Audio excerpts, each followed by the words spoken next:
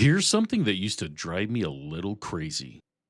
Every time I opened a new chat with an AI tool, I had to start over. I'd retype the background, I'd retype the warnings about what not to assume, I'd retype the one rule this whole show is built on. Then, a few weeks ago, I stopped doing that. I built something that remembers on its own, not a bot that thinks for me, more like a colleague who already read the file before the meeting started. I didn't expect it to work as well as it actually did. Today, I'll show you exactly how I built it in 3 different tools for free. And I'm going to run it against a case I built specifically to give it a real workout. The kind of multi decade paper gap that shows up in nearly every family tree.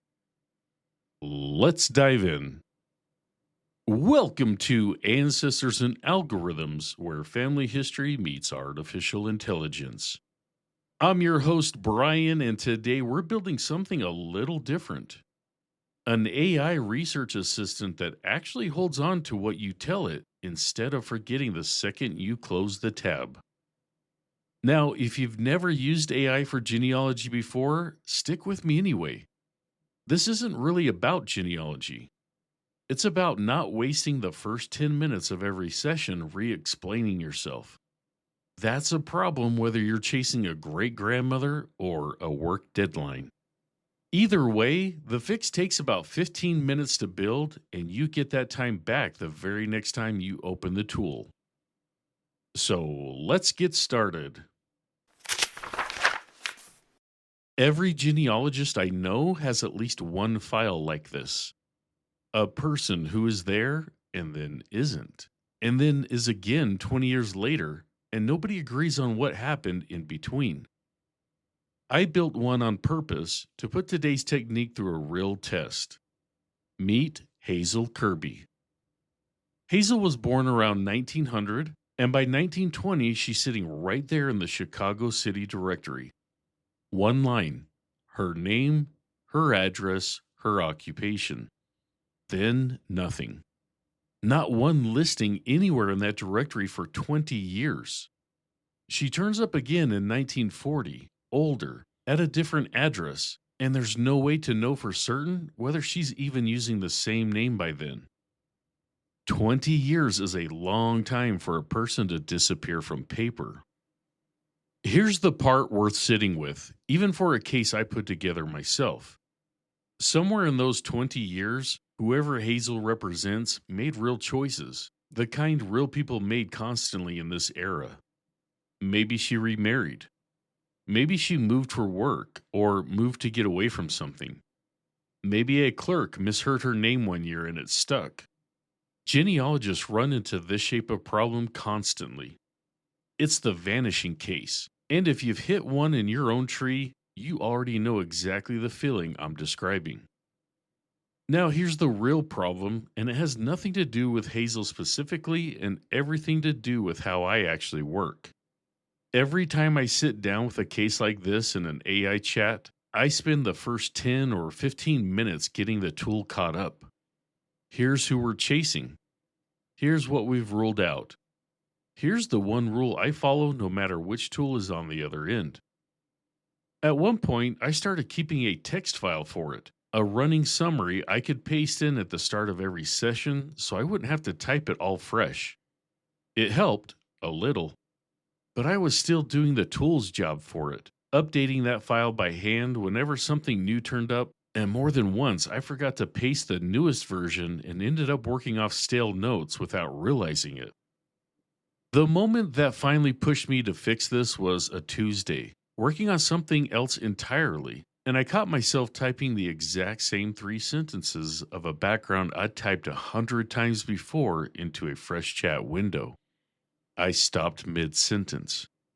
I've built an entire show around not wasting an AI tool's time on busy work, and here I was, doing the exact busy work I tell all of you to avoid. That's the moment I decided to actually build the thing, and Hazel's case is where I decided to test it.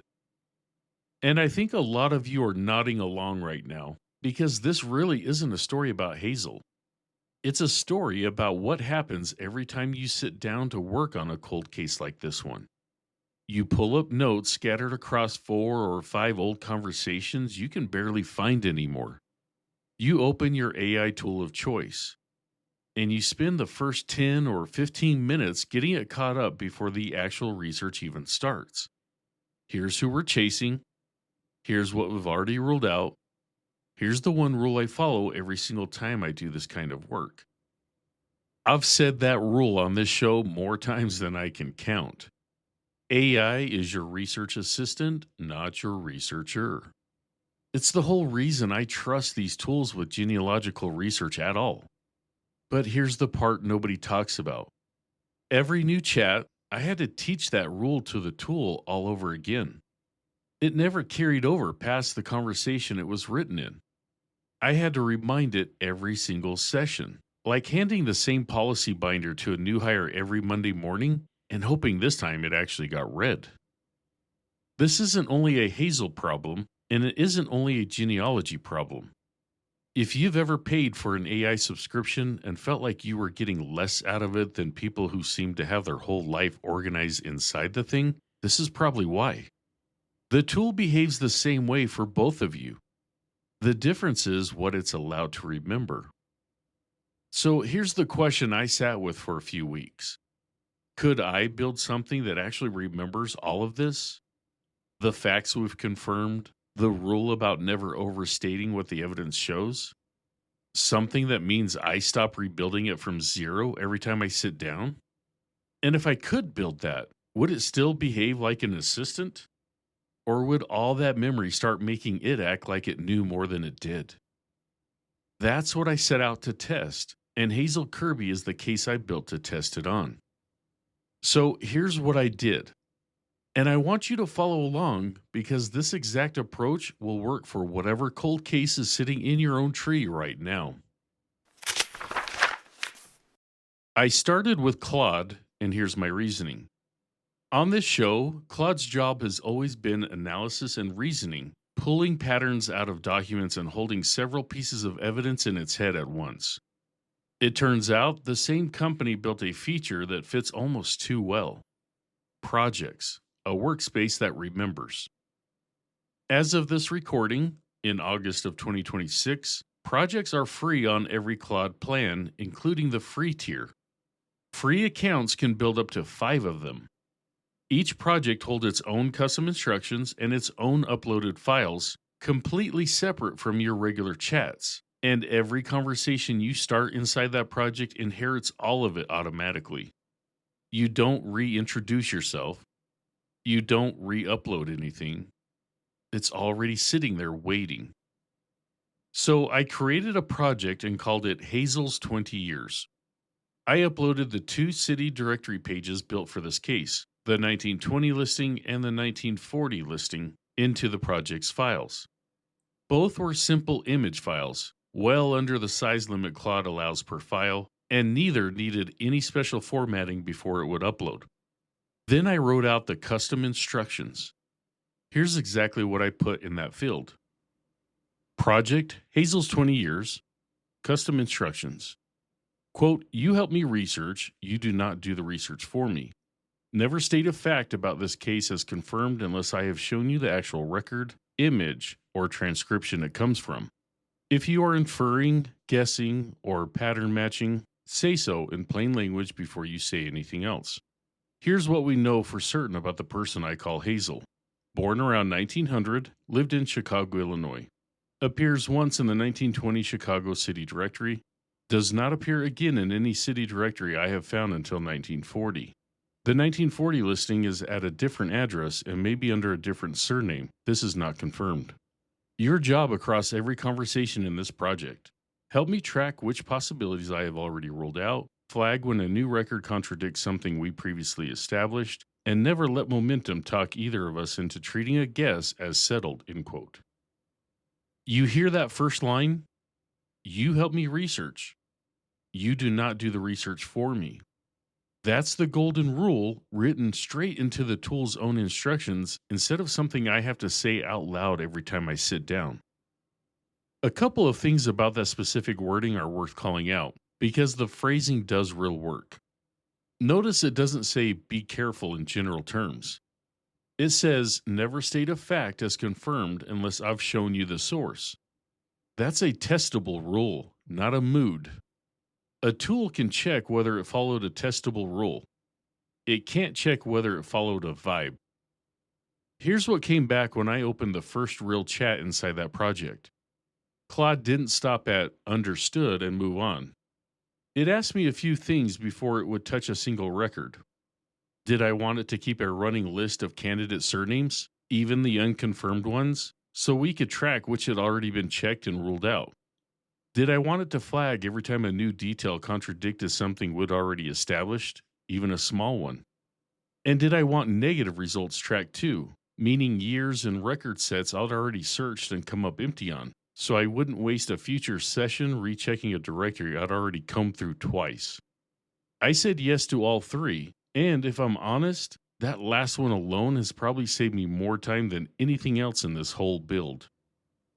That's worth pausing on because it's the whole test in miniature. A tool that starts guessing at facts the moment you hand it a mystery is a problem. A tool that asks how you want your uncertainty organized before it's touched a single record is doing exactly the job I hired it for. The real proof came a week later. I opened a brand new chat inside that same project, no re explaining anything, and asked one question about a possible 1931 city directory listing built into this case. Claude already knew Hazel's timeline. It already knew the rule. It asked me for the actual record before it would treat that 1931 listing as anything more than a maybe. Nothing had to be retaught. Nothing had to be pasted back in. I'll say this plainly because I think it matters more than the tool itself. The value here isn't that Claude got smarter between sessions.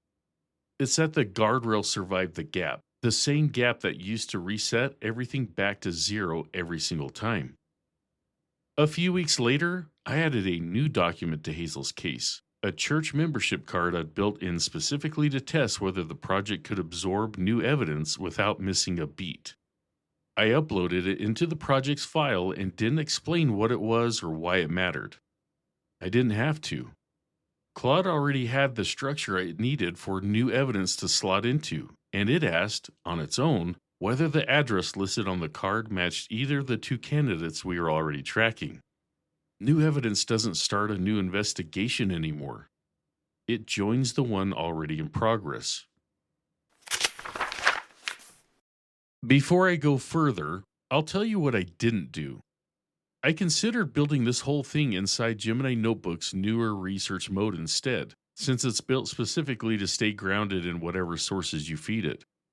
I set that aside because this episode is about the technique itself, a persistent assistant with a rule baked into it, not about chasing whichever tool happens to have the flashiest new mode this month. Gemini Notebook is still worth exploring on your own time. It's not today's lesson. Tool 2 was Gemini, and I want to be honest about why, because it's a bit of a departure from how this show usually uses it. Gemini's job here has always been reading terrible handwriting, not organizing anyone's thoughts, and that hasn't changed today. I don't think it should change. But it turns out the same tool that's good at deciphering a scrawled 1880s church register is also good at holding on to instructions because Google built a feature called Gems for exactly that purpose. I'll admit, the first time I typed Hazel's case details into a gem, it felt like handing something personal to the wrong specialist. But the job here isn't handwriting. It's memory, and on that specific job, Gemini earns the seat. Building a gem is close to what I'd already done in Claude.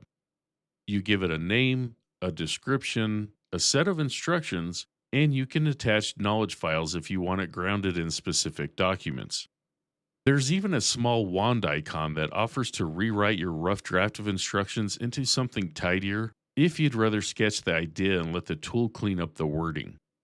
Gems are free on every Gemini plan as of this recording, and one detail worth knowing, you can only build or edit a gem from the Gemini app on a computer. Though, once it's saved, you can chat with it from your phone like any other conversation. I used the gem for something Claude wasn't built for, loading historical context before I asked it anything about Hazel specifically. That's a technique worth naming on its own: context loading. You teach the tool the general shape of the problem first before you let it anywhere near your specific case. Gem, Chicago Records Context 1900 to 1940. Instructions: quote, you help me understand the historical record keeping environment for Chicago, Illinois between 1900 and 1940. When I ask about a specific record type or a specific gap, explain what typically caused gaps like it: address changes, remarriage, directory publishing schedules, city boundary changes, and always distinguish between this is a documented general pattern and this is a guess about my specific case. Do not assume my missing person was a victim of crime, illness, or tragedy unless I tell you a record says so, end quote. Knowledge Files, 1920 and 1940 City Directory Scans, a research log summarizing what we've ruled out so far. What came back stayed useful precisely because it stayed general. The single most common reason a woman's name disappears from a city directory in this era is a name change through marriage. Directories also weren't published with perfect yearly consistency in every ward of a city this size, and clerical misspellings were common enough to be their own category of research problem. None of that told me what actually happened to Hazel. All of it told me what to go check next, and roughly in what order. For anyone who hasn't worked with city directories before, they're worth knowing about on their own. Canvassers went block by block before every telephone book and long before any searchable address database, and they listed working adults by name, address, and occupation, usually updated about once a year in a city the size of Chicago. The federal census only comes once a decade, so a run of city directories can fill in the 9 years a census misses in between. In Hazel's case, the 1930 census got checked too, and turned up nothing conclusive under any name we could think to search. That's exactly the kind of case where a yearly record like a directory earns its keep. I ran the same kind of test on the gem that had already run on Claude Project. I asked it directly whether it thought Hazel had remarried, phrased the question as though I already believed the answer was yes. It didn't take the bait. It said the evidence supported remarriage as a plausible explanation among a few, not as a settled conclusion, and asked what specifically I wanted help verifying next. Same rule, different tool, same result. That's the whole point of writing the guardrail into the instructions instead of trusting myself to remember to ask nicely every single time. Then I chained the two tools together, and this technique is exactly what it sounds like. I took the list of ruled out candidates Claude had been keeping inside the project and pasted it straight into the Gemini Gem, then asked whether a remarriage theory was even plausible given everything we'd already eliminated. Gemini agreed it was the strongest of the remaining options, and on its own, it flagged that agreeing with a theory isn't the same thing as confirming one. That's where I ran what I'd call verification choreography, and it's the moment I want to slow down on. This is where I always come back to the rule: AI is your research assistant, not your researcher. So before any of this changed what I actually believed about Hazel, I pushed back on the Claude project directly. I asked it, point blank, "Are you sure this isn't her?" It answered close to this: "Based on the address and the estimated age, this is a plausible match worth investigating further, but there isn't enough here to confirm it's the same person without the original directory image or a corroborating record." That's not hedging for its own sake. That's the rule doing exactly what I built it to do, and honestly, it's a steadier answer than I'd have given myself if I'd been the one getting excited about a lead late at night. I also had it build a comparison table, which is its own technique: multi-document comparison. Two separate 1940 entries look like candidates on the surface. Both listed a woman in her early 40s. Both sat within a few blocks of where Hazel's children, according to the file I built, eventually settled. Both carried a surname the family had never once mentioned. Side by side in that table, one dropped out almost immediately because the listed occupation didn't match anything else in Hazel's history. The other stayed on the list, unconfirmed, waiting on a record I still need to track down. Tool 3 was ChatGPT, and here I want to slow down on something the show's cost accessibility rule cares about a lot. Building a full custom GPT, the kind with its own name and its own listing in the GPT store, requires a paid ChatGPT plan to create. Free accounts can use custom GPTs other people have already published, but they can't open the builder and make their own. That's worth knowing before you go hunting for a button that isn't there. Here's the free workaround, and it's a genuinely good one.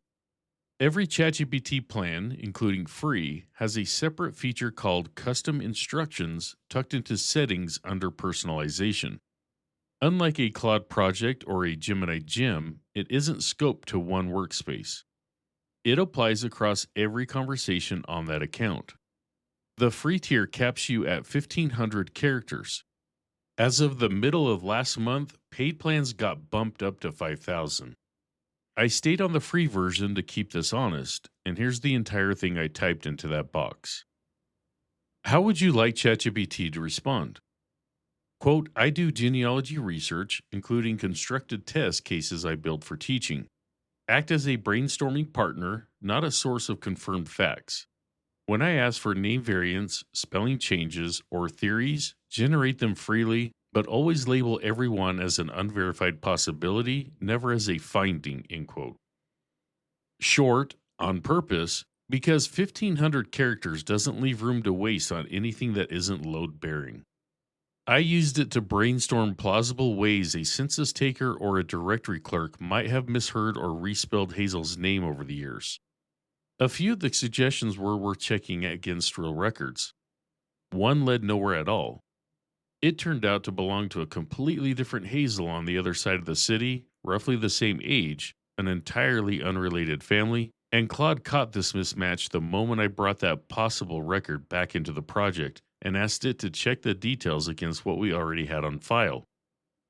If you're trying to decide which of these three to start with, here's the plain version. Claude Projects give you a genuinely capable free workspace with real file storage attached to each one. Gemini Gems gives you the same for free, though you'll need a computer to build or edit one. ChatGPT gives you a free option too, a smaller one, global instead of scoped to a single case, with the full version reserved for a paid plan. None of them cost anything to start. That matters because a technique like this one only earns its keep if you actually use it, and you won't use it if it costs money before you even know whether it helps. One more practical note, if you're on Claude's free plan specifically. 5 projects isn't a lot once you start using this technique for more than one line of your tree. I've started treating each project the way I'd treat a filing cabinet drawer, one per genuinely active mystery, archived and reopened as needed, rather than one per ancestor I've ever glanced at. It also means I'm not tempted to open a project for every distant line that crosses my path, which, if I'm honest, is a trap I would absolutely fall into if the slots were unlimited. We still don't have Hazel's married name, if a married name is even what changed. 20 years later, this case still doesn't know exactly where she was in 1923 or 1931, or most of the years in between. That question isn't closed, and I want to be straight with you about that, because it would be easy to round this up into a bigger win than it actually is. But for the first time, I've got real candidates instead of scattered guesses sitting in old notebooks and half-finished chats. I've got a system that keeps them straight without letting me talk myself into an early answer at 11 o'clock at night, which is historically when I've made most of my worst genealogical decisions. And I've got 20 years of research sitting in one place, instead of spread across 4 old conversations I can barely find anymore. Before I closed out that session, I asked the project for a short closing note on where things stood. Nothing elaborate, only enough that next time I wasn't reconstructing my own memory from scratch. A few lines about the two candidates, which one stayed alive and which one didn't, and a reminder to check the actual 1940 directory image for the surviving lead before doing anything else. That's the written conclusion, element 5 of the genealogical proof standard in miniature. Next time I open that project, whether that's tomorrow or 4 months from now, I won't start from a blank page. I'll start from exactly where I left off. I'm going to be straight with you about something. Turning that closing habit into an actual system, the exact wording that produces a clean, reusable summary every time, plus the matching habit for walking back into a session so it picks up right where the last one left off, that's not a 15-minute add-on. That's most of an episode on its own. And it happens to be exactly what I teach start to finish in the Research Lab, episode 3, over at ancestorsandai.com. Today's build gets you the memory. That episode's gets you the discipline of using it well, session after session. This is exactly what I'll do with the real cases sitting in my own research right now. The ones I didn't build on purpose. The ones that actually matter to me. I'll keep coming back to those projects every few months instead of restarting from scratch. And when one of them finally cracks open, it won't be because the AI got cleverer. It'll be because I finally found the one record that was always going to be the answer, and for once, I'll already have a place ready to put it. That's the whole point of building this before you need it. So that's the whole build. A Claude project, a Gemini Gem, and a ChatGPT custom instruction box, all carrying the same rule and the same facts, so I never start from zero again. Hazel's 20 years are still unresolved, exactly the way I built the case to test whether persistence alone could actually help without letting the assistant overstate what it found. For the first time, working a case like hers is organized instead of scattered, and it's honest about what it does and doesn't know yet. Here's your homework this week. Pick one ongoing mystery in your own tree, the kind you've set down and picked back up more times than you'd like to admit. Give it a home in whichever of these 3 tools you already use. Load it with a small handful of real, confirmed facts, one clear rule about never overstating what the evidence shows, and nothing else. Resist the urge to overbuild it before you've even tested whether it helps. Once you've used it for a couple of real sessions, then start adding complexity. A second record type, a second contradiction to track, a second tool chained in behind it. And for my Australian and UK listeners, this technique doesn't care what country your records come from. Build the same kind of assistant around your own research, whether that's convict and immigration records through Find My Past, or government and military records through the National Archives in England. If your line runs through Scotland instead, the same custom instructions field holds up equally well loaded with Scotland's people specifics as it does with an Illinois city directory. The tool doesn't care which archive it's helping you organize. Same approach, different archives. Thank you so much for listening to Ancestors and Algorithms. If you enjoyed this episode, please leave a review wherever you listen to podcasts. And if you know a fellow genealogist who could benefit from what we covered today, share this episode with them. That is the best way to help our community grow. If today's build feels useful, the companion guide takes it further. I walk through the exact instructions I used in all 3 tools, word for word, plus a set of advanced prompts for actually testing whether your assistant is holding the line on the golden rule instead of only agreeing that it will. The free episode stands on its own.